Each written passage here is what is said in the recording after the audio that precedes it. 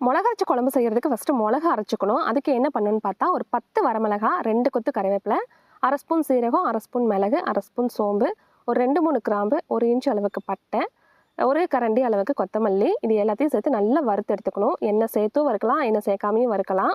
லாஸ்ட்டாக இறக்கிறதுக்கு முன்னாடி ஒரு அரை மூடி தேங்காய் துருவியும் போட்டுக்கலாம், நம்ம கீத்தாவும் சேர்த்துக்கலாம்.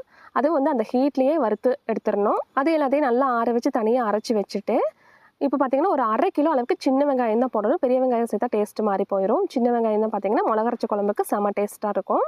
அதை வந்து நல்லா கலரே மாறுற அளவுக்கு வதக்கிட்டு, அது கூடயே வந்து இஞ்சி பூண்டும் சேர்த்து நல்லா ஹீட் பண்ணி அதையும் தனியாக அரைச்சி எடுத்துகிட்டு, இப்போ 2யும் சேர்த்து நல்லா நைஸாக சந்தனமாட்டம் அரைக்கணும்னு சொல்லுவாங்க. இதை கொஞ்சம் கொஞ்சமாக கல்லுச்சேக்கில் சேர்த்து அரைச்சிட்டு லாஸ்ட்டாக உப்பு மஞ்சள் தூள் போட்டு மிக்ஸ் பண்ணி வச்சுட்டா நம்ம வார கணக்கில் அப்படியே ஸ்டோர் பண்ணி வச்சுக்கலாம், கெட்டே போகாது. மிக்ஸி ஜாரு கல்லுச்சேக்கு கழுவின தண்ணியை கூட வேஸ்ட் பண்ணாமல் அப்படியே இதில் வந்துட்டு ஒரு 50 வகையான குழம்பு வைக்கலாம்.